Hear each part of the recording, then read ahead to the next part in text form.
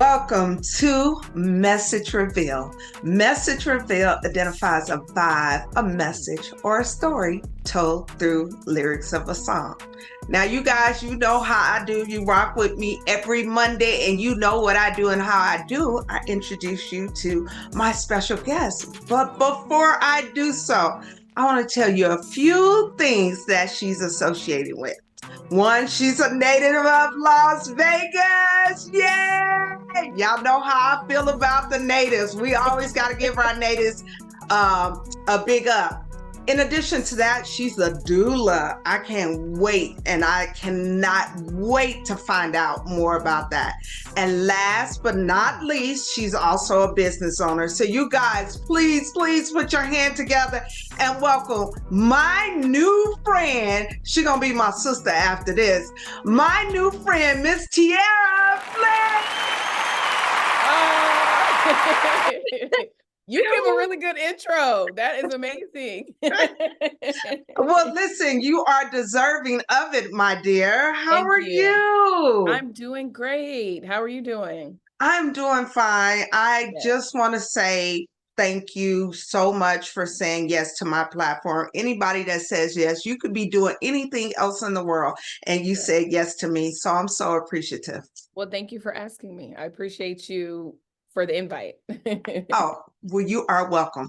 So we're going to get started. And I always ask my guests, what makes you tick? What makes you get up in the morning? What gets you going? I mean, the first thing is I open my eyes and I'm like, thank you, God. That's the very first thing. And then my kids, I'm a mom of two. And so they really, really like set it off. And, even if you're not thinking about them, they're going to burst in your door. So, that is the truth. Yes. And you said there's 7 and 10? No. 7. Oh, he'll be 8 on the 15th, April 15th, and 6. Oh, okay. Yes. So I had them back to back. Nothing wrong with that. I think, some people have gaps. It's okay.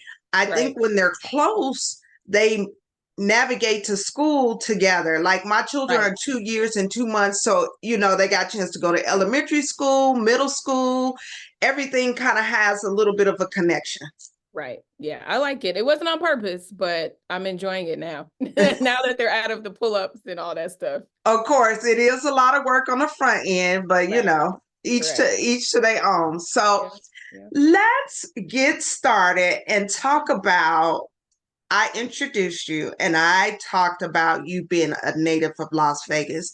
And of course, I'm a native, so I like to just get my other natives' perspective. What do you love about Las Vegas? How has Las Vegas served and supported you?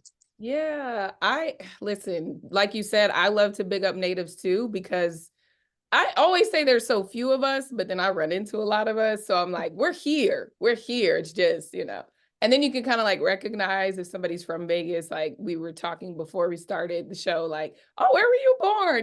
Because you could tell. I actually was in the Air Force for 9 years. And so I had the chance to move away briefly for maybe like 4 or 5 years. And I just love that Vegas then, like growing up and stuff, you felt like it was such a big city. You felt like, the strip and everything was done. And then I moved every time I came back home. I remember the first time I came back home from when I was stationed in Japan and the link was up. And I was like, what is this? Because I wasn't paying attention to what's being developed. And then the rumor, right, about the Raiders coming, and you're like, that's never going to happen. I agree. I felt the same way. Literally, because when I left for Air Force basic training was the weekend, and I'm sure you remember this, that we hosted the All-Star game, NBA, and it was a disaster, remember? So I remember I left for basic training that weekend, and then to decades later be like, there's a sport. Well, before the Raiders was the Knights, and then I was like, this is insane. So I just love that Vegas is so big yet so green. Like we're still growing, and there's like so many opportunities for just us as people, small business owners. Like I just love Vegas. I feel like it's very diverse. And my family comes from, my dad comes from New York, And so I literally was there in February, and I always pick on them. I'm like, New York is not the city that never sleeps. Vegas is. Because things close in New York. Yes, Yeah. yes. Yeah. Speaking of that, even when you go to California, as much as they, hype it up, they'll tell you, hey, last call for alcohol. We're like, us Right. natives, we're like, Right. what? Excuse When the lights come on, you're like, what is this? me? Yes, we are so unique. And like you said, we're growing. And I love the diversity that we offer as well. I had a guest on previously, and we talked about the diversity of Vegas as well. A lot of times people think it's just one set, but Right. we are many different people here, and many different people are born, not just, Black, Hispanic, Asian. It's roots everywhere. Everywhere, literally. Like, we're super diverse. Yeah. People always Yeah. ask me, like, how are you able to get along with so many different people from different backgrounds and date all types of people, like whatever? And I'm like, I'm from Vegas. Like, we know everybody. We don't judge professions. We don't judge people's upbringings. Like, I went to high school with predominantly white Mormon kids, and I'm very nosy. So I would ask them a million questions. I learned all about their religion. I'm like, why y'all got to get up so early before school? And I just ask a lot of questions, very, very inquisitive. I've been like that since I was a kid. So No, I think it's great, and that's how you learn. And yeah, I think when it's all said and done, this is how I look at it. I try the spirit by the spirit. I don't care if you look yes, like me, if you're not right, I'm not messing with you. right. And that's the bottom line. Yeah, Or if you look like anybody else, if your spirit is right, your energy is right, we you can can rock feel and it. roll. Yeah, Exactly. yeah. Exactly. Yep. Yep. So let's get into music. Yes. Girl, I Speaking of love it. diversity. Music has turned me all the way out, Yeah. all the way out in a great way, in a great way. Yeah, of course. So I asked my guests to identify a lyric of a song that has Okay. either blessed you, distracted you, or provided I said bless you, distracted Okay. you, or Mhm. provided a blessing. Now, before you answer me, there's Okay. rules to this. Okay. If you can sing, I Uh-uh. need you to sing your throat box out. Ew. If you can rap, I need you to come hard in the paint. Okay. But if you cannot do either one of those, I need Yeah. you to say it bold and with meaning. I need to feel it from here. Like we say in the streets, I need 10 toes down. I need you to provide it like that. So I'll go back to my original question. Okay. Identify a song Okay. that has either blessed you, Okay. provided perspective, Okay. or distracted you. Or distracted. So wait, pick one for all of them or just one that One out of the three: blessed, distracted, or perspective. blessed, distracted, or perspective. Okay. Oh man, this is a really good question. Thank you. And I'm pretty stumped. I really like a lot of different types of music, different generations. Um, oh, this is such a good one. Okay. Listen, so when we were starting out and you're like in the morning, what gets you going? And I'm gonna go with the one that says bless me because I probably listen to this song few times a week just because I'm like, especially when I feel like I need just that little bit of like extra, you know. And it would be now if I get the title wrong, your followers better not come for me. No, I know the title actually, because I remember the other day, I'm like, is it called Deliver Me? So with Leandria Yes. Johnson. I just love that song. Like the way she sings it, that gives you the ugly gospel cry. That is my song. Like every time he's like, one more time, I'm like, no, 10 more times. Like it's just the way she starts out, like her tone is so it's like beautifully pained, right? Like I Yes. don't know if that makes sense. Cause No, it definitely does. yeah, and it's like she comes in and she's like, with the Lord. And it's like a deep register, but it's like, I don't know. It's just, I could cry like talking about it right now, like literally. And the lyrics that like really hit for me is like, she's asking over and over. She like, I want to do the right thing, deliver me, because all I seem to do is hurt me. And even if we don't do that intentionally, it's like, that's just life, right? Like life be life in. So I'll pick that one as like a song that has blessed me because I need it sometimes. Yes, Like yes. I just need that song every once in a while. Can you give us a little bit more of the lyrics? You touched on it, but can you give us a little bit more of the lyrics? You don't have to sing it. You Yeah, can just she is a singer. yeah. No, I agree. She is Yeah. definitely that. Oh, but how do you do it without singing? See, you're a little tricky. I would have to sing. Let me see. In the beginning, because I'm trying to think of my favorite parts. Of course, like the chorus where she says, deliver me, because all I seem to do is hurt me. And what is the bridge? I'm thinking of it in my head and I don't want there to be dead silence. That's okay. That's All okay. you can do is hurt me, hurt me. I think it's just the repetitiveness of it, Yeah. like, or deliver me, because all I seem to do is hurt me. Like that's like Yes. my favorite part. Yeah. And we always need to look at ourselves and make sure we're pulling out the best part of ourselves. So that song Yeah. reminds you like, hey, I need to take care of me, deliver me. And when you talk about her voice, I think it's one, the things she's been through, the Mm-hmm. transparency that she Yeah. offers. And you know, when you're pulling for something and you reach Mm-hmm. out and you cry out, those Yeah. three combination, you just like it just Yeah. really pulls on your spirit. And And I I think think that's that's exactly. I like the repetitiveness of it. Like you said, it just keeps pulling because it's just repetitive. Because I'm trying to think of like the next lyric. I'm like, no, she just keeps saying, deliver me, deliver. Like she just keeps saying it. And I'm like, oh, such a good song. And yes, I yes. never watched, I think she came from Sunday's Best, right? I never watched the show. But I went up and looked up her story afterwards. Like you had mentioned her story. So yeah. Well, shout out to Leandra I know that is that her name, Johnson. right? Leandra Johnson. Okay. Yes. Yes, I I look, love I that. speak those things that are not as though they are. If you ever want to come onto this podcast, y'all Yes, welcome to right? come on. Literally, she has a great story. She has a great story. Yeah, Yes, and I love her transparency. She me just too. gonna keep it real. Yeah, And I think that also attracts so many people to her because of her right, honesty. right. Yeah. So let's go back to the conversation I had at the very beginning when I introduced you. Uh-huh. And I talked about you being a doula. Yay.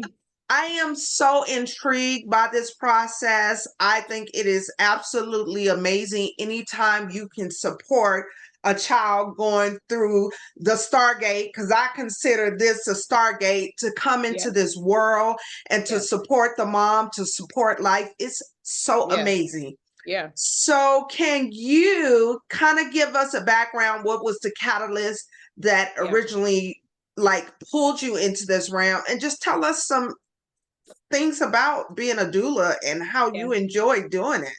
Yeah. So I was raised by a single dad. Like my dad eventually remarried, but my mom left when I was 7. And so that's all I knew was just having my dad around. Then eventually he remarried and like I'm cool with my stepmom, but we didn't talk about like deep things or like, whatever. So the only time that I felt like, dang, like I really wish I had a mom around was the second I got pregnant with my first child. Because, you just kind of think in your mind, like you call your mom and you want to talk about like, okay, what was it like for you? That's just what I thought, everybody did. And some people probably do. So I felt like I was really missing out on that. And I just started to research like childbirth, labor, delivery, all of those things. And I went to all the classes. At the time, I was getting out of the Air Force. And so I had time to, go to the classes. And I remember going to they were still calling it Lamaze then, I think. And I remember going to the class and this woman that was teaching it, she was just so knowledgeable, so fascinating. Like everything she said, I was hanging on to like literally every single word. The way she described childbirth and labor, I was like, she's a genius. You know, Wow. because she was talking about it not needing to be a medical process. Like, this is what we've been doing forever. Like, you know, if you can't track anything back, you know that women been giving birth forever. And so at the end of the class, I'm like, what do you do? You know, like, cause I'm like, she's not a nurse or, you know, like I just in my mind. And that's when she told me she was a doula. I never heard of it before, like ever. This is 2016 and I never heard of What? it. Yeah. Yeah. Never heard of it. Never knew what it was, any of that. So as soon as she told me that, I went down the rabbit hole again. Like I had already did so much. And I don't know if you've ever heard it or seen it, but there's a documentary called The Business of Being Born. Um, No. yes, so it's so good, in fact, that I was just telling somebody a couple weeks ago, Netflix keeps taking it on and off their platform because it's one of those like it's like the kickstart. It's very informative, very, very so good. And it's actually produced and created by Ricky Lake and like a partner. I Is know, it right? So random. So, is yeah. it is it on right now? Because I want to check it out this It's weekend. not on Netflix right now because every time I tell somebody to watch it, I'll go check really quick and I'm like, Netflix. It literally, they take it on and off, on and off. I don't know what it is, you know. But anyway, I watched that, and from there I was like, okay, I still at that time didn't think, oh, I'm gonna become a doula. You know, I was just leaving the Air Force. I have my marketing firm, you know, with my dad. And so we left I was in California, and they have a beautiful birth community. Like they're very advanced in birth work, in Black birth work too. And so we had our son, left California, went to Florida, South Florida, and very culturally diverse as well. So then I get pregnant again, and I knew I wanted a midwife, I want a doula, I want all these things. So I was like, right away, let me get on this research, you know, ahead of time, because my husband was still military. So I'm like, will they pay for it? You know, just trying to get ahead of the curve. I did find a midwife, a Black midwife. She was from London. Yeah. She was incredible. And just the experience of my appointments. So when I was in Cali, I was seeing an OBGYN, which, you know, amazing work that they do as well, of course. But I remember sitting in the waiting room and there's like 4 or 5 other women. And, you know, it just didn't feel like, it just felt like any other doctor's appointment. And to going to this birth center to meet with my midwife, it just felt like how you and I are talking. Like every appointment, like of course she did my vitals and she did my checkups and all that, but we literally would hang out. And because I was so intrigued with the birth work, she was like, girl, you can come anytime, you know, even when I didn't have appointments. Because Wow, that's I didn't, amazing. yeah, I was a stay-at-home mom. So my son went to daycare a couple of days a week. I would go to the birth center, hang out, you know, be nosy. Remember I told you I'm nosy. So I would I be love very it. nosy. We're gonna Yeah. say inquisitive. There we go. Yes, yes, yes. Inquisitive. I like that. I would be very inquisitive with like the women in the way, you know, and there weren't many. So it's always like one person maybe when you're coming out of your appointment or just in general. And so that's when I really, really was like, it felt natural. Like I felt called to it. And then I talked to my midwife about it and she was like, I knew, like, you know, she's like from jump. She's like, and Wow. I visited her in 2020 when I went back to Florida just to say hello. And she's like, are you not a midwife yet? Because I swear I see that for you. And I'm like, no, not yet. You know, I don't feel interested yet. I do feel like, well, now I am a doula and I feel like that's natural. So we'll see, you know, somewhere down the line. But I'm very, very in tune with the advocacy side of it. So like just informing people to advocate for themselves, how to advocate for yourselves. If you don't know, you know, you don't know what you don't know. So I've been doing doula work now since 2017. Wow. Yeah. This is so awesome. I'm so attracted to Yeah. this form of work Yeah. because it goes beyond the physical. It's Yes. the emotional bond. It's Yes. to be able to identify things. For example, I think it was last week, Mm-hmm. it was a lady that was talking about how she went through postpartum Yeah. and the doctor, she was a Black woman, just kind of brushed it off like, oh, you'll be fine, you'll get up, you'll be okay. And she's giving Yeah. her some clues and some symptoms. Yeah. And because of that, it prolonged her. She kind of sat in the dark. She Yeah. didn't have a bond with her baby. Yeah. And in my head, I'm thinking if she had a doula, right Yeah. away, the doula would have been able to maybe identify or not dismiss it. Because, Yeah. you know, when you're going through the doctor system, they have only a certain amount of time Yep. and they don't really dig deep like, wait a minute, you're feeling this way. So can you Exactly. talk about the postpartum and if you have sat or identified that in someone? Yes. So myself was the first. So even though I found the midwife and stuff in Florida, I didn't connect with the doula still. Like I knew what a doula was, but I was like, okay, whatever. I know how my first kid, I pushed him out naturally, breastfed, Wow. did all that. So I felt like I'm good to go. I still wasn't well versed on the variations of doula work. So postpartum doulas, birth doulas, like people focus on a specific area. Like right now for me, I'm full spectrum and more of an advocate doula, but there are people that really, really focus on postpartum, being a postpartum doula. So I So had, may I jump in? I did yeah, not know. And I yeah, really want to be clear so my audience will know. I yeah, didn't know it was a doula for, I just thought doula, period. You're saying it's yeah, postpartum. yes. It's so how many variations are there? And that's what I thought initially too, So even me doing all that research I did, I just found birth doula, literally. Yes. And maybe I did see the other, but I wasn't, I was focused on, okay, I know I need a birth doula. I need somebody in the room with me. I need somebody, And so there's birth doulas. There's even death doulas. So like help end of life. Yes. I just learned about death doulas like 2-3 years ago. Wait. Excuse me? Yes. Yes. Yeah.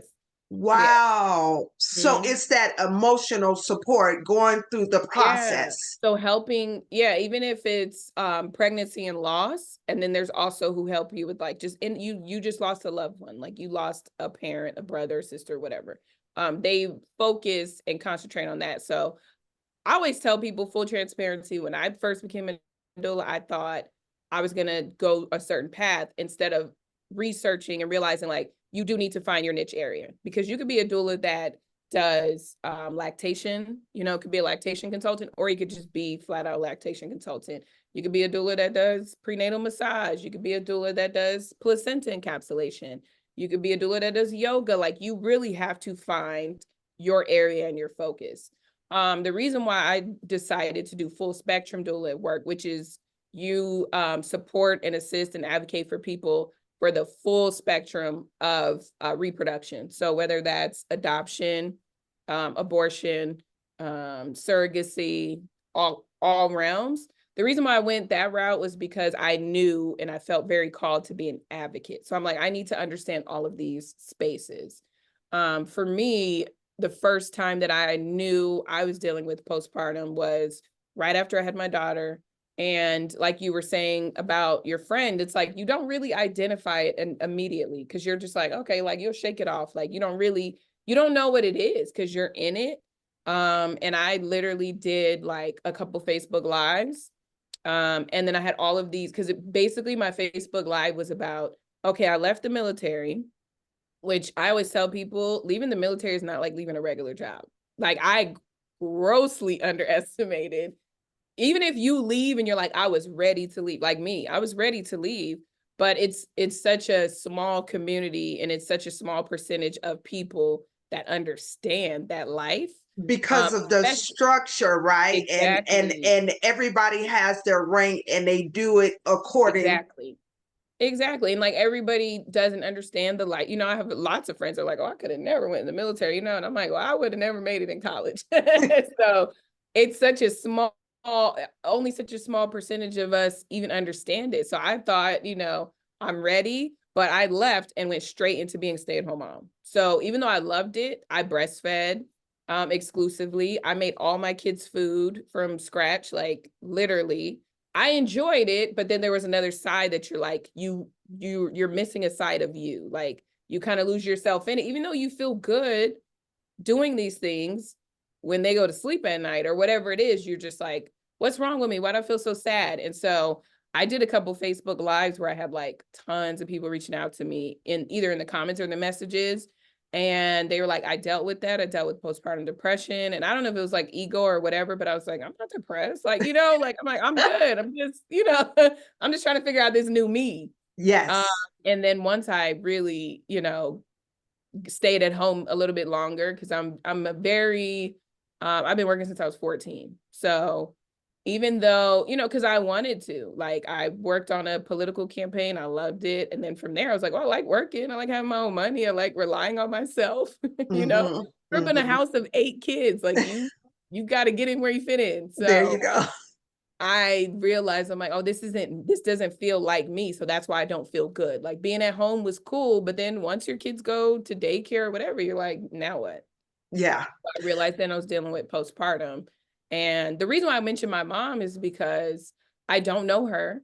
She left when I was 7 years old, and forever, you know, first you're angry, then you're resentful. I was doing a webinar in 2022 with Postpartum Support International, and I'm on the call, like kind of just giving them the walkthrough of my motherhood journey.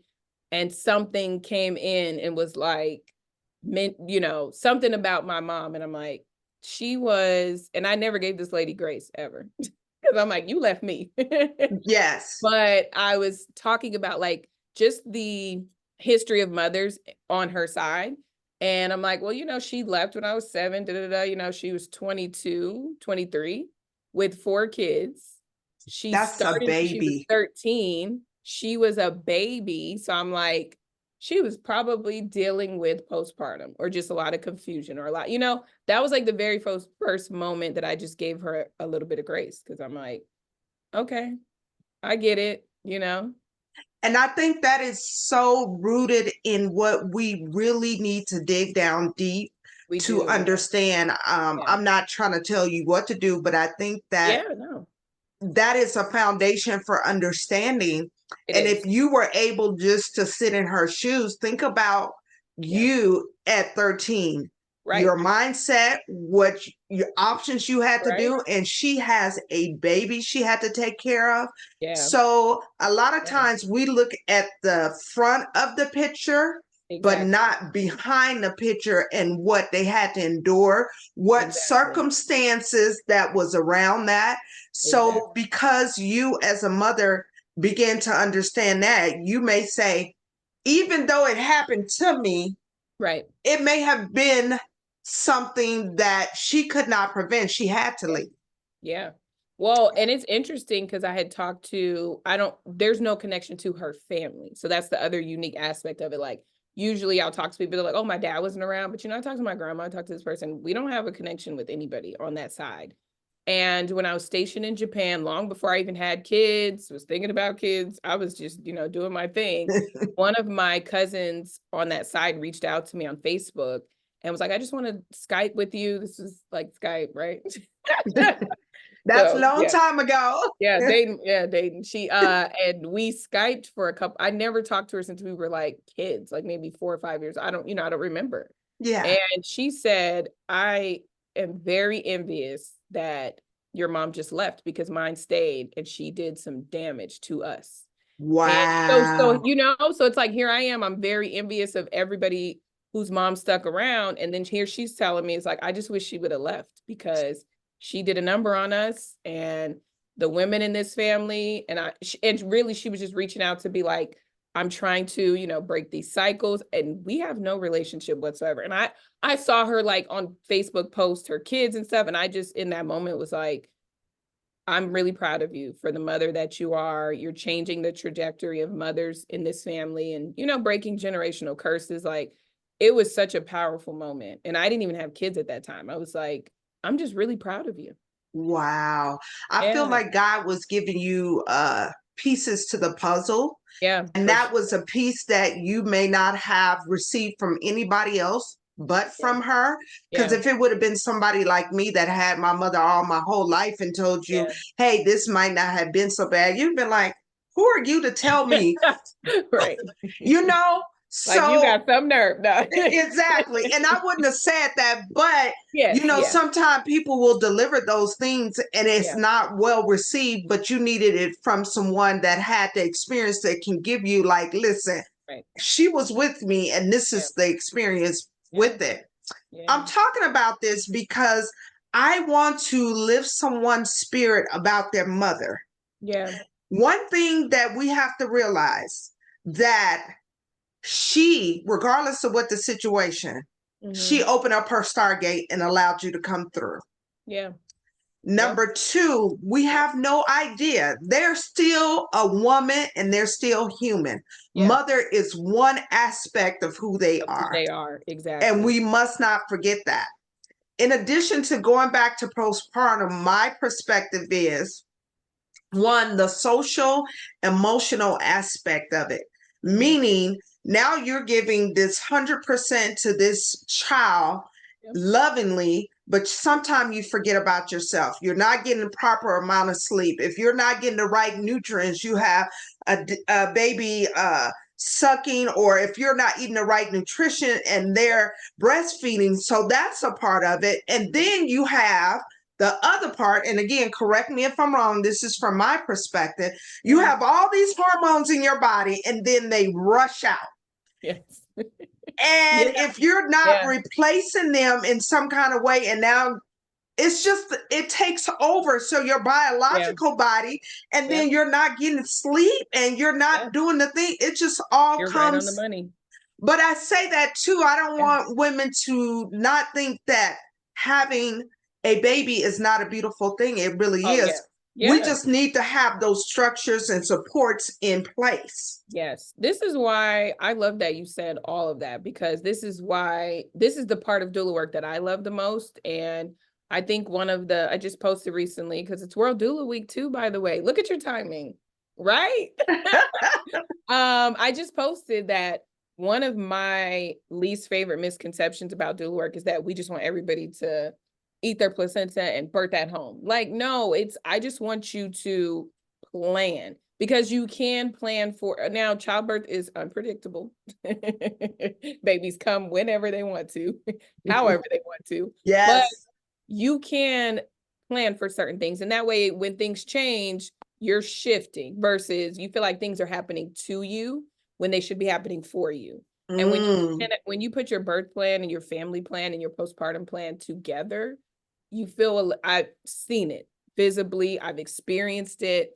You feel less overwhelmed, like how you were talking. You feel less like everything's just rushing out of you. So like one example I always tell moms is like, there's simple things that you can do in delivery. Like if you're delivering vaginally, even if you're having a C-section, like there's options. And if you're delivering vaginally, you can do delayed cord clamping, because for you and the baby, they've been attached to this cord with the placenta for 9+ months. So why, when they come out, you want to snip right away? Like that, just like you said, rushing, it feels unnatural. That's why when they cut the cord immediately, the baby panic, they go pale or whatever, that's unnatural. You want to do skin to skin right away, whether it's for 5 minutes or an hour. If you could make it the golden hour, cool. But again, the baby only knows you, and you've only known them for the last 9+ months. And so that skin to skin, that golden hour, that time to like, people always say like, oh, it's for bonding. Yes, it is. But it's also to like calm your nervous system, you and the baby. That's a Mm. very stressful environment. Like I always tell people, even if you want to be in the hospital, because some people are like, I know I want to deliver naturally. I'm really, set on that, but I want to be in the hospital. Perfect. Because you want to feel safe. Got it. You could tell them dim those lights. You could tell them, I don't want people in and out of here. Like there's so many different things that you can do to help calm your nervous system, because as you said, you are creating something beautiful, but it's very overwhelming on your body. Yeah. It's an Yeah. incredibly beautiful experience, especially the way my favorite is, and I went through it myself too, is like when we're pushing at that last push and it seems like we're so upset, right? And then we're crying right after, or we're like smiling, right? It's just such a switch. That's like my favorite moment. Because it's I like such a good picture of like, that's childbirth. Wow. Well, I can't say that I've had C-sections with both of my children, Yeah. but it was just I literally a week ago, this memory that was so powerful that came upon me with Mhm. me sitting and remembering my son moving around in my stomach and how Yeah. amazed I was that Yeah. once I had him, I was enamored for a whole year that my body produced this. Exactly. Right. Girl, you Right. couldn't tell me nothing. I was just so in love and just like, wow, this is absolutely amazing. Yeah. And again, even though I had a C-section, how the body will accommodate so Hmm. and open up like a flower Yes. to deliver this stargate and then Yeah. close back up. And close back up. But even with C-sections, like I had learned early on, because I'm still very afraid of going to the doctor. Like I just can't do it. Like it's just something in me. Yeah, I'm like, there's a term for it. I forget what it is. But like as soon as they come in, I'm like, I tense up. I'm anxious. All of that. But even Wow. with so I read with my first and I researched like, okay, if I can't deliver naturally, what are my options? I learned in that time, doctors don't talk to you about it. I think they are now today. I hope they are. About a gentle cesarean or what they call family-centered cesarean, where you can, they're doing better now. They're doing much better now. So I don't want no doctors to come for me. No, But but here's the thing. You're here to provide information, yeah, yeah, and everything you're saying is a blessing. People yes, can take it. I need it. yeah. I wish it was You somebody needed like that you. because you could have did skin to skin with your baby right there in the OR. You could have See, been, yeah, yeah. I had no idea. None Hmm. of my sisters, my mom, everybody had their baby naturally. So I Yeah. was on the So you first felt, person to yeah, do it. And when you have a C-section, it's not a natural way to yeah, begin everything. So yeah, all of these things I wish I knew, yeah. and I would love to have someone to say, here are the options. Yeah, because you So still have options with the C-section. That's what people don't realize. Or my least favorite misconception that when I first came into the industry, moms would be like, "Oh, I had a C-section before, so I have to have another one." No, you can have a VBAC. You can have but a they vaginal. tell you that They that do. They was do. told to me, I like, know. okay, you have this, you had a Yeah. C-section, you have to have another one. And that's not true. Yeah. Or with multiples, they're like, oh, you have twins, you have to have a C. I thought that too, like growing up or whatever, watching movies, whatever, wherever I got that knowledge. And that's why the business of being born, that documentary blew all that out the water. Like they explained all aspects of it, but then they weren't shaming of if you have a C-section, you still have options. Like that's skin to skin, because there's a lot of moms that have C-sections who are like, I had a C-section, so I couldn't nurse. And it's like, what? Like you can nurse, you just needed the time to, that time period is very crucial. So if they Yes. whisked your baby away, then yeah, you may have struggled with nursing or connecting because they took the baby somewhere this way and then you went that way, like, so there's so many Let's different layers to it.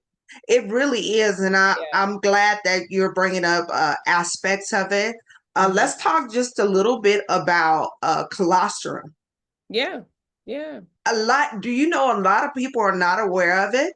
No. Can you just give us a little bit of what the benefits of it? And it doesn't Yeah. look like milk. It's before the milk actually lets Before the milk down. even yes, you see, you already got I it. told you I was thinking about being a midwife or Yeah. yeah. Yeah. Yeah. Well, like you said, the colostrum is what is coming in before. Some people get colostrum midway through their pregnancy. Sometimes people don't even get it till weeks after. Like it just depends. But it's that thicker, it's kind of yellowish, that comes out before. It's good for like the baby skin. It's good. It's still good for them to in so many different ways. Like it's a natural nutrient, just like the placenta. You know what I mean? Like this is something that's grown inside of you, was already there. Now, given if you're not like extremely unhealthy, then you're good to your colostrum is good to go, your placenta is good to go. But yeah, it's Yes. right before the milk lets down, and you got to keep producing it for the milk to let down. Yeah, yeah. And Yeah. also one last thing that I think is just absolutely amazing. It blows my hair back, so to speak, that the milk that is created for just this one particular child Yeah. can also bless cancer patients. Right. It can also take care of eczema. It can also, I mean, it is a array. And let's go back to a certain part of slavery. It was the majority of the Black women. Yeah.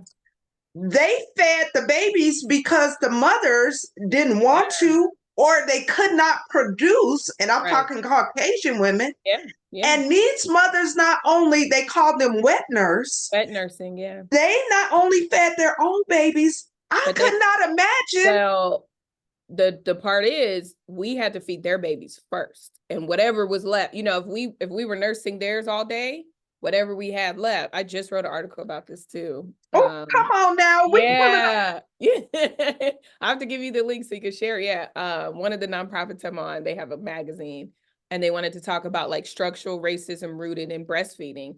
And like you said, at one point, like everything, and I know people hate to take stuff back to slavery, but it is what it is. Like we were called wet nurses, but at that time they thought that our milk was superior. Well, and then they shifted because once slavery was abolished, you know, we didn't have access to proper Medicare, medical care. Medicare was not around back then. We didn't have proper access to medical care. And so we were deemed dirty and unhealthy. And then it just shifted. Now, all of a sudden, we're not good enough to nurse your babies. Like, why? Listen, the ones behind the scene know it. Every time that baby suckled on this, that DNA of us went into the molecule of that child and helped the child's structure become even stronger. Something that the own mama couldn't even produce. But don't let me go there because or didn't want to. You know what I mean? Like they didn't have time for that. They were literally, like you said, like they was dealing with their own troubles, but you know, still had to put their foot on our neck. Like we said, another time, but they weren't connected to their own babies. You know, sometimes they themselves were being raped by their own husbands. And so that's not a baby they made out of love. They didn't really want that baby. They just had to keep the family going. Somebody had to take over the plantation at some point. That part. And that was some real realities. This has nothing to do with, oh, this or better. These are some realities and it's the truth. And we're just talking about that. And the long lasting effect that one mother physically or spiritually can provide a suckle for many. And what I mean by that, my sister, my mom was taking care of a baby and my sister had just had a baby and her mom was very sick. And she could not produce milk. And if she did, because of what she was taking, she couldn't give it to her baby. Because what we have to understand, when you become a mother and you're breastfeeding, everything you take in, the baby gets a part. So you have to kind of change up and be very aware. Probably the healthiest I've ever been when I was nursing. My kids didn't like coffee. They hated it. Like it's not like a super dangerous thing, but they would spit up. And that's the only time they spit up was when I would drink coffee. I'm like, I can't have coffee all day. but that goes to show you real fast. I'm just going to jump back to a story that I remember. So when I came home, my breast was engorged. It looked like they were fake times 5. And I was like, oh my gosh. So I got in a shower because they recommend to get in a shower, hot shower, and massage them and have something warm. So I had something warm. My husband at the time, which is now my ex-husband, he brings me some tea. I drink some tea and I'm like, okay. And all of a sudden I'm starting to cramp so hard. And I'm like, sir, what kind of tea did you bring me? I just got cut on. He just looked, he didn't even look. He brought me Smooth Move tea. I'm cramping. Right. And I'm like, oh my gosh, I don't know if I can even give this to my baby now because it's pushing other stuff out. So at the end of the day, when it comes to breastfeeding, we have to be very aware, like you said, what we put into our mouth. And if we notice that the babies don't like that. Yeah. Even if we enjoy it, we can't 100%. have it anymore. Yeah. They run everything. Yes. Yeah. But if I can say, and I don't know, you being a mother to mother, everything I went through, I am now such a badass Literally. because I'm like, I got through that. You better talk that talk. It's like it was this extra flavor that Yeah. came along with being a mother. Yes. And every time I need it, I just sprinkle a little package, and now it's just natural. You Do just you understand? yes, every step, like whether you were recovering from a C-section, whether you delivered them naturally, like every step, like you said, you just felt super empowered. I did anyway. Like I felt, and maybe it wasn't right in the moment every single time. That If you part. look back, you're like, dang, I did that. Like you really felt good about, yeah. Even when you speak about breastfeeding, like when my kids would get sick, I just said a couple weeks ago, I'm like, dang, I miss nursing because I would nurse them and they were good to go the next day. And See? now I don't have that. Yeah. Yes, I think it's such a beautiful thing. And I heard, I don't know how true, I don't know if you heard this, on the black market, they have women that have had their children's like 7, 8 years old, but they continue to keep their milk going and they sell it. Like, for example, like I mentioned at the very beginning, if someone has cancer Yeah. or certain things and they sell it on the market, and if they're like vegan or they have a certain structured diet, they make good money with providing the milk because it has something that not even Ensure or those other things can do. Am I correct with that? I've heard that rumor. I don't know like how confirmed, but people do donate, and they should. So if you're somebody that's, you want to continue nursing, I know moms who, culturally, I've learned that like Mexican women specifically do that a lot, not the selling. Yeah.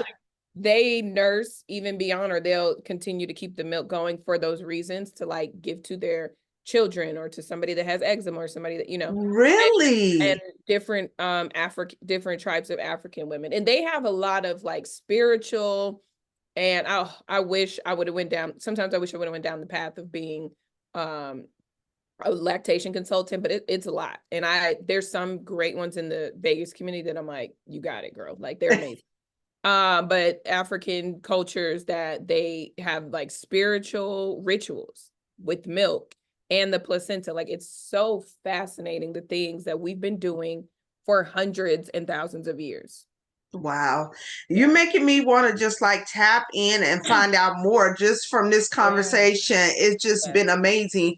And just if I piggyback real fast, I talked about my sister, the lady could not breastfeed. And my sister, I think she did it for a whole month.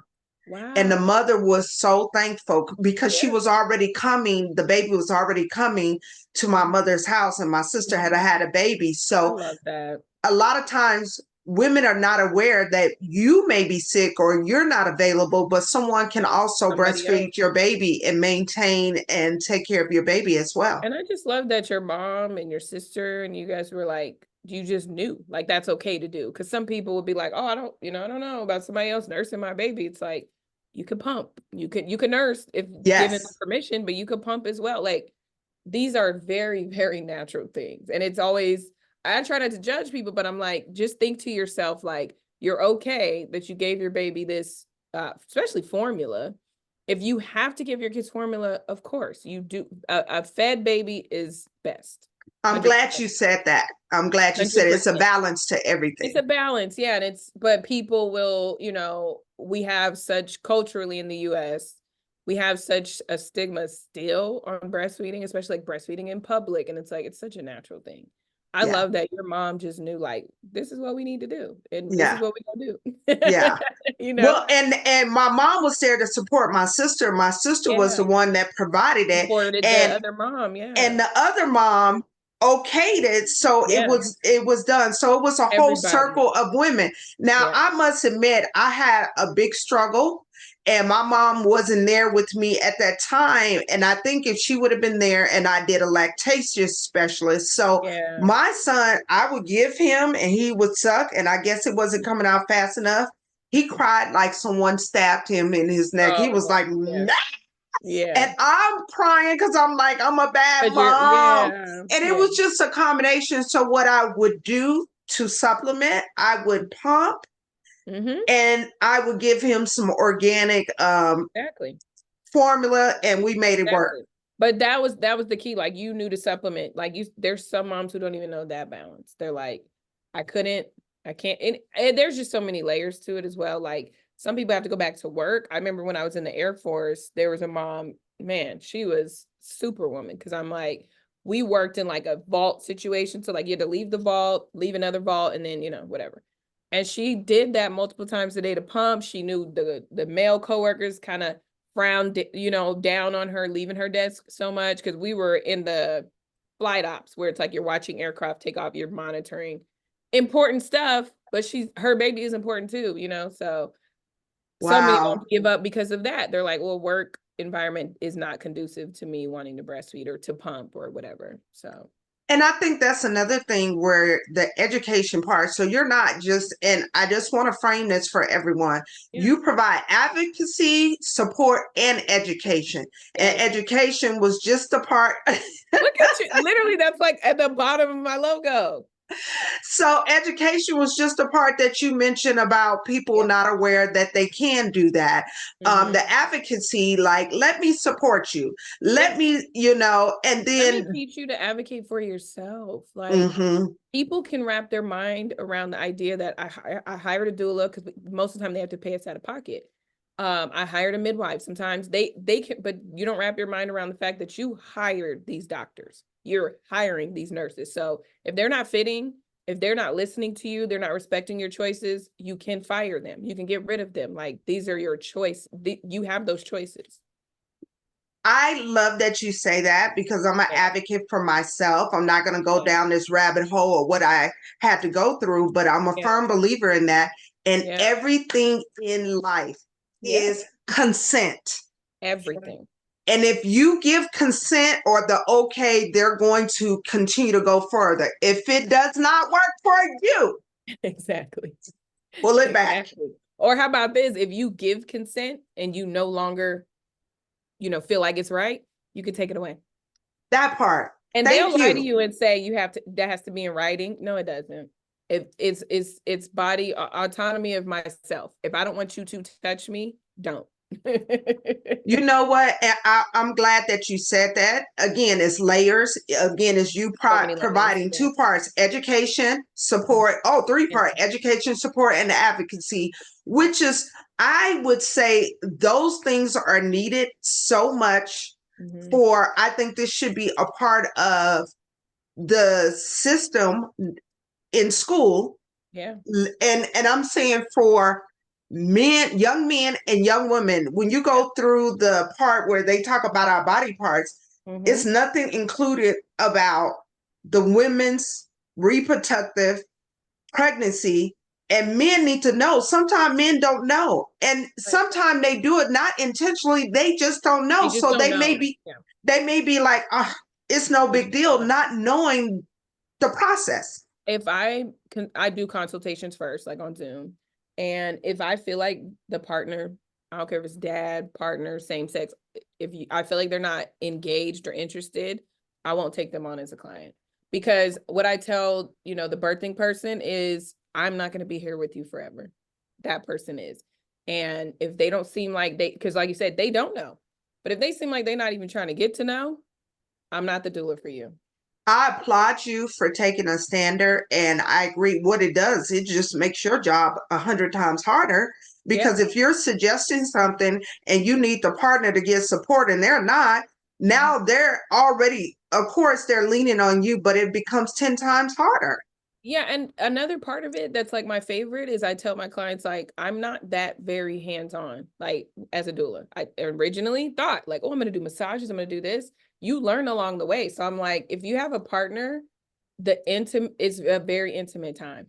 I could if every time I get mad at my husband, I have to think about when we were in the labor and delivery room. I'm like, okay, yep. Once upon a time, you was all right. That's a good way. That's a good way. But it's such an intimate moment. And I'll be honest, the people that know that and take advantage of that and like really exude that most are my same-sex couples. I'm not even gonna lie. Wow. Because they're already so tapped into each other. I'm not even gonna lie. The men, y'all gotta step it up. I've had some Wow. incredible fathers in the room, for sure. But I have yet to have a bad experience with a same-sex couple. You know, I'm glad you said that, because we want to be honest. And, you know, it's so many people that only look at life lens through one lens. I always say it's 7 lanes in a row. 7 is my favorite number. Oh, me too. Literally, my birthday's January 7th. So like, oh my gosh. Well, I've received so many blessings on 7. But with it being said, go where you are loved. If the 2 kids, 0.5, and the dog doesn't work for you, go to the space where you are loved. Everybody want to be packaged in that one space. And you have plenty of lanes in a row, all 7 of them. I love that. Yes. Yeah, I love that. Yeah. Yes, ma'am. So I can talk to you. I'm gonna have to have you on for my 2nd season, because we really need to let anybody know these processes. And what we want to do is initiate the love for research to support what they choose to do, because we're not telling them what to do. We're just giving them enough information to make decisions. And enough empowerment to educate yourself. Yes, yes. So we're going to get back into my seat of music. Yay! Because I can talk about this for 3 more hours. And everybody will be like, oh my gosh. But let's talk about this. Can you identify a song that you sung as a child? I mean, you was getting it and you was loving it. And then all of a sudden you go, wait 1 minute. That's not what I thought that song was about. Oh no. Yes. This one I'm ready for, because I just told somebody how I got in trouble for singing it and I had no idea. I was like, I just like that song. I mean, there was a few. Yeah. But I just was talking to somebody about Tweet, Oops, Oh My. I didn't know. Yes. I didn't know. I still love it, obviously. It's so funny. I forget. I think it was my guest named Kayla. She's a singer. She talked about that song too. Really? And she said she remembered her mom telling her to, like, it's time to take a bath. And she was like, oops, I get associated with like taking your shirt off to go to the bath. And then it's like the older you get, you're like, oh, I get the other meaning. It's like the initial meaning when I'm like in my 20s, I'm like, oh, okay, girl, like just a little pleasure.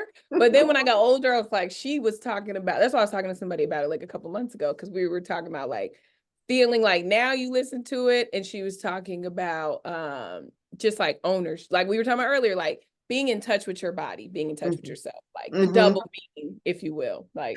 You know. And that's the beauty of music. It gives multiple perspective, unless you're just saying the word I F this. You're like, okay. Right. But the real great artists, they gave you multiple. You're like, wait a minute, I think it means this, but it may mean this. I think it means that, but it really means that. So those are the best ones. Oh my gosh. Yeah.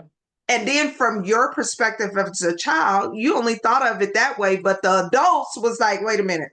Or you just be saying stuff. Like I that's why now, like, I'll listen to things, and I used to be the mommy card that's like, oh, I'm gonna put on Baby Shark, but then I'm like, no, talking about going back to, you gotta still have your own little pieces of self. Now I don't play things that are like crazy around my kids, but I will listen to, I remember my daughter was like, she didn't even know the right words, but to Jasmine Sullivan. I can't remember what song it was now, but I was like, wait, girl, don't say that. You know. Well, here's my thing. They're going to learn those things. It is our job as parents to say, hey, don't say it, but take it a next level and explain it to them at their level where they can understand. Remember, it says in the Bible, I'm not a big Bible thumper. As a child, you think and act as a child, but when you become adult, you look at things different. So it's layers to it. Yeah. Yeah. So I like that. Yeah. before we get out of here, because I know I didn't kept you so long, I Oh, this do. was great. Yes, I do have one more music question. I could actually Okay. five more, but I actually two more, but this one, can you identify an artist or a song that you had the opportunity to purchase all on your own? Meaning you had birthday money, Yeah, you yeah, yeah. did whatever, and you said, I'm going to do it without anybody influence. Yeah. I'm gonna skip my first thought because You listen, this is I'm grown mad at folks. him. No, no. Oh, okay. Gotcha. Yeah. But I wore that CD out in high school. But to purchase myself, I mean, even if I don't have like an exact memory, it's definitely Beyonce. I mean, What? yeah, like Okay. I really listen to rap, R&B, but then over the years, I'm like, I just have my favorites. So like even Yes. now, I don't listen to the newer stuff. I'm not gonna lie, like newer rappers. I listen to new like R&B girls and stuff, but Beyonce right away. Yeah. So give me a Easy. song from Beyonce that you just like. That was One, my ish. just one. No, I'm just kidding. Oh well, just one. You About could one give off me. each You could album. give me two. What you say?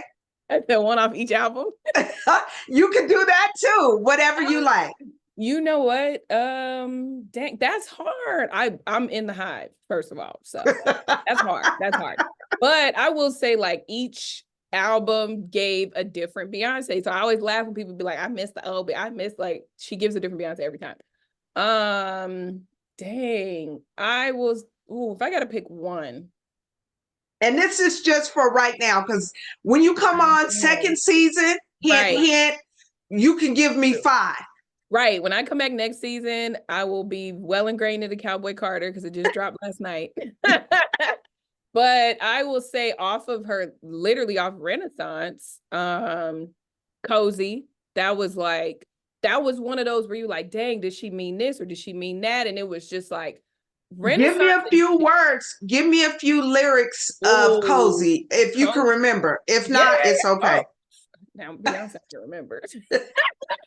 Cozy was like basically in the chorus, she's like, comfortable in my skin, cozy with who I am, comfortable, yes, I am, cozy, cozy. And throughout the song, she's just talking about like being that girl, you don't want to mess with me. And it just felt like, I'm 36, so I feel like we grew up with Beyonce. And Cozy was like, I'm doing whatever the F I want. That was like the message of the song to me. Yes, yes.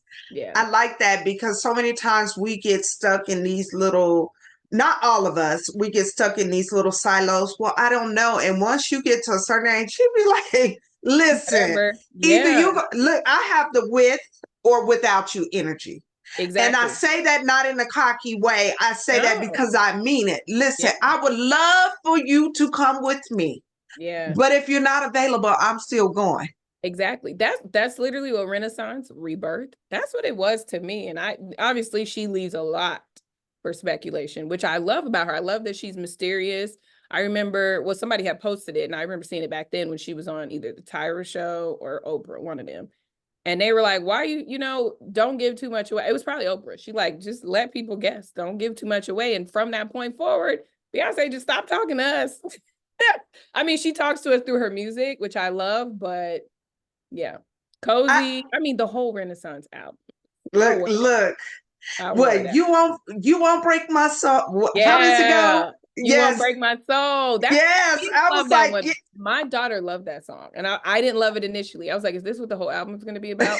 But then the way it flowed on the album, Break My Soul became one of my favorites. I love that because people will try to come for your spirit and your soul, and you'd For be real. like, no, not today. Exactly. Absolutely not. So I love that. And it has that house beat too. Yeah, So that's you what just originally like, I had to get into. But like you said, then I was like, okay, I'm driving. I'm like, you want to break my soul, and I'm telling everybody. And then I went to the show, and it was like, oh man, like yeah. well, I could see you doing it with your thigh high boots because you know how to rock it. Okay.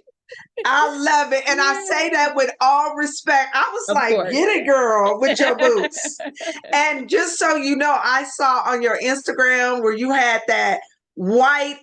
Were you at a concert? You had like this white outfit on with Renaissance. okay, because you had your booty shorts, I know. honey, and I said, look at I was her. at Renaissance was like, so I've seen her 5 times and Destiny's Wow. Child. Yeah, so I saw Destiny's Child first. And then from there, I was like, I want to see all of them, first of all, like all the time. Those girls work. They Yes. work. That was a Yes. show. And then that was right before she went solo. And I've seen her a few times ever since. I did see her with her husband. It was a little dry, I'm not gonna lie. He was slowing my girl down. Or maybe she was slowing down to support her husband. She was, because I'm like, this is not your normal, which I like. I like Jay-Z. I won't say love. I listened to the Black album. Yeah. That's the only one I've listened to start to finish. But and 444. But Renaissance was like a big party, like, because it was paying homage to her uncle Johnny, who was a gay man in the 80s or 80s. But it was just a crowd. Everybody felt like family. People wore whatever they wanted. I felt really like, am I really about to wear this? You know what? Let me tell you something. And it felt so amazing. And you that picture of you, the backside. Yeah. You know what it wrong? Diva. I'm here to do something, and you not gonna mess with me. I thought it was so fun. Like you could tell. So that was the goal. It was like yes. That was a back one, but like if you saw the other ones, I had the glasses and like I even went to the makeup artist and I was like, I want full drag makeup. Like I want to look like RuPaul drag makeup. She didn't do it because she was like, it's so hard because people always come and say, don't make me look like a drag queen. I'm like, no, that's like the movement. I wanted full drag makeup. Oh, that is funny. I wanted to exude fun. So I'm glad that you got that. Yeah. Oh, absolutely. Absolutely. Yeah. So my one last question, I always ask my guests to tell me about this. So anytime I'm a big believer in high elevation, crowd participation song. Like, for example, if you go to a restaurant and you hear somebody go, happy birthday to, next thing you know, you see people participating, they jumping in. They wish you happy birthday, never saw you a day or singing with you. I say all that to say crowd participation. So can you identify a song that either you participated in and it was high elevation, or you saw the crowd and you watched and it was still high elevation? I have 2, maybe 3, Okay, give it to me, girl. I love karaoke. I just, like you said, I like the crowdness of it. I like when I'm not gonna lie, I like when the bar is a little more diverse because Black folks be taking it to church. But we are the best karaoke crowd. But I like as far as crowd participation. And I also call it my Friday song. I call it a Friday song because when you're deployed in the military, and I had came up with it when I was deployed, like every day feels like Monday. So I would always tell people, like, if it feels like it's been like Monday for 10 days, let's play our Friday song, get back, you know what I mean? So I love that. My favorite top one is Got to Be Real, Cheryl Lynn. That is like the most feel good, like that's the best song ever. That's the best. You're the first one that mentioned you got to be real. That one, right? Got to be real. And it's so long. And then from there, I always play Encore next. Like that, Cheryl is that girl. She don't be getting enough flowers. Like that, Got to Be Real, Encore. I play them back to back. Like I can't help it. As soon as Got to Be Real goes off, I'll be like, Siri, play. I can't. She gonna play it, right? But those 2, literally, they're gonna count as one, hopefully. Yes.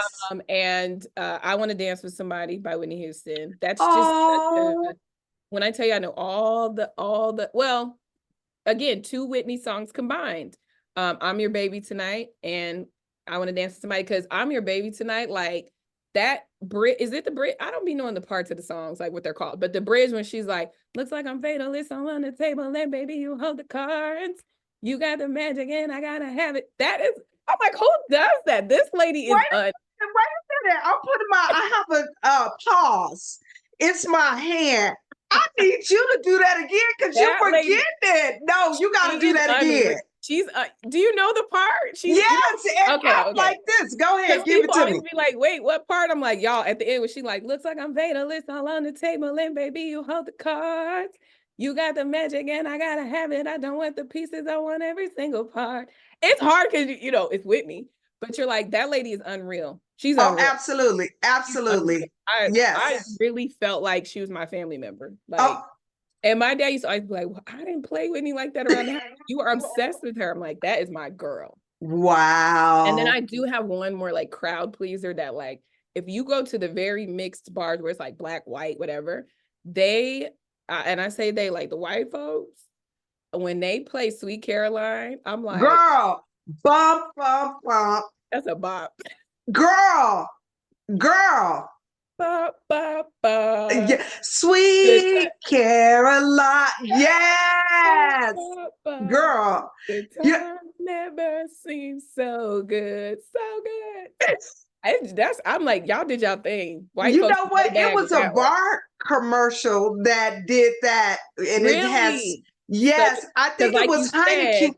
when it starts, everybody, there's not a single person that's not saying it. Like, yeah, I yeah, think it's the, again, like I said, crowd participation of it, high elevation of it, all of that plays into, and when people can, like you have people that can dance, you have people that can sing, but when yeah. a song, the in between can come in and do That's their it. part, Yeah, it's such a it, good song.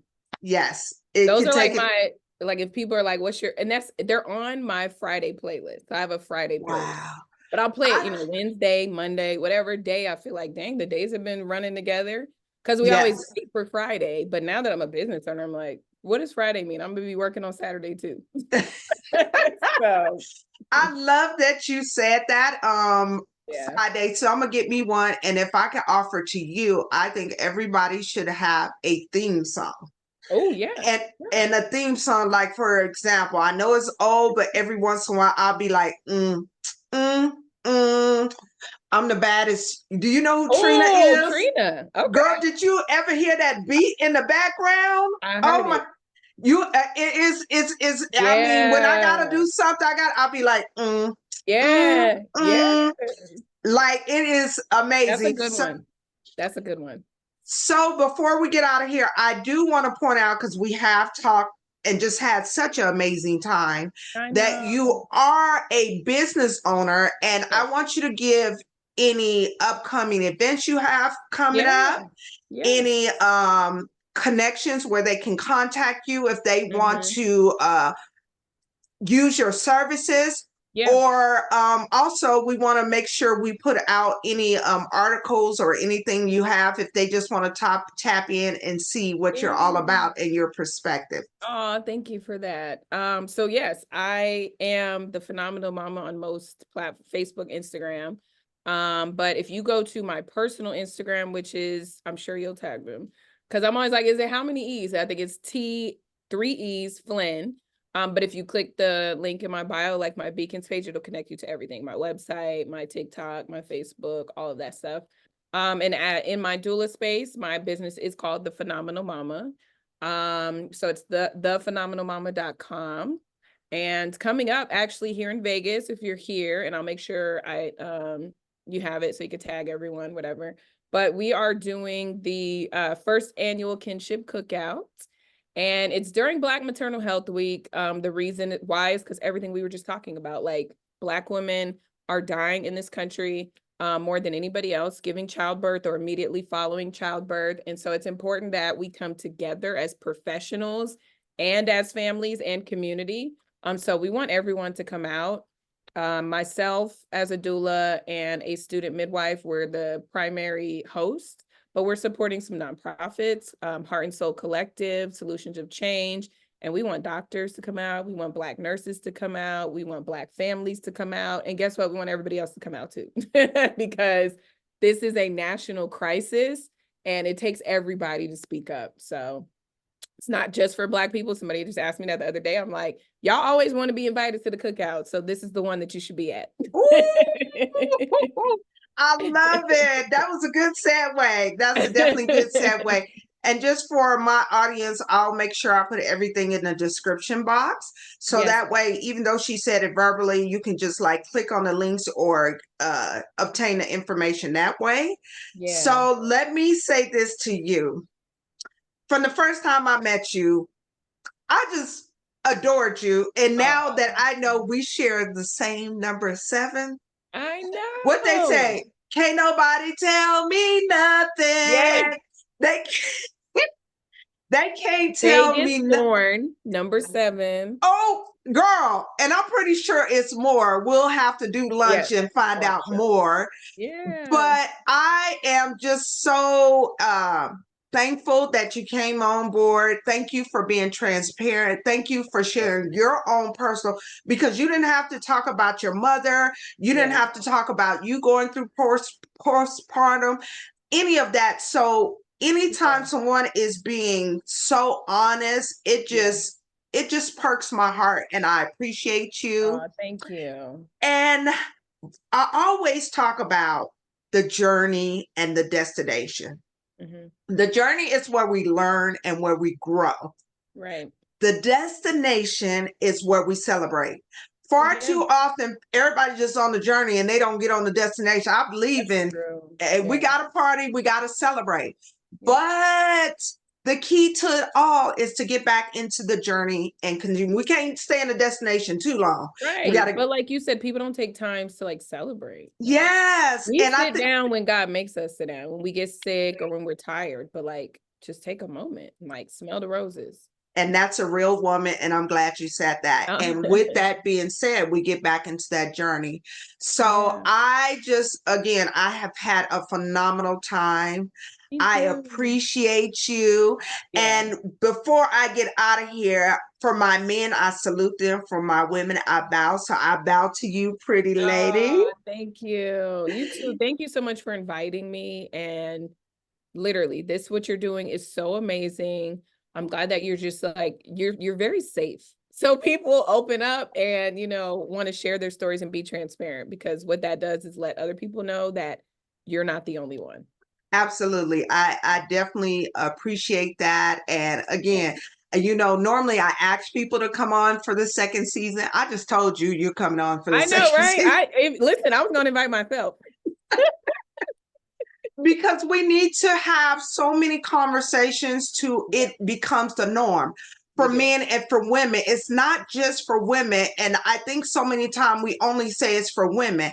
Men need to know this information. They need to be aware whether they have daughters or not, if they have sisters or not, if they have a coworker that's a woman or not. They need to be aware of this information. So thank you so much. And you guys, please put your hand together and remember at the beginning, I said she was my friend, but I'm calling her my sister now. I did say that. Yes. Yes. My sister, please give Tiara Flynn a warm round of applause.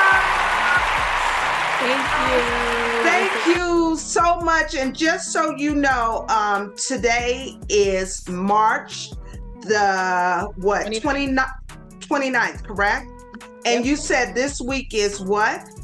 This is the last day of World Doula Week. Yeah. Wow. Mm-hmm. And then in April, Black Maternal Health Week. So when we have our event, Okay, awesome. So I'm gonna make sure we have this on, because everything is pre-recorded. I'll make sure I do it the week before your event so you can get some traction. Yes, thank you so much. Thank you. And I'll see you out here, as I always say, out in these Las Vegas streets, my dear. Yes. Thank you.